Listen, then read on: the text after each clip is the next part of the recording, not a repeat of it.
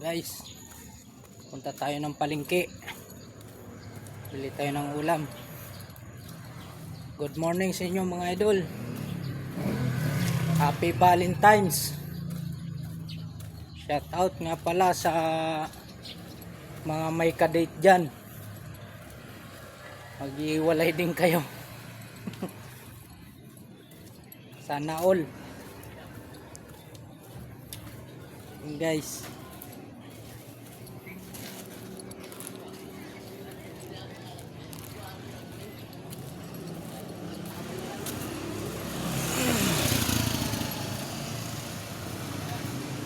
tayo ng palengke.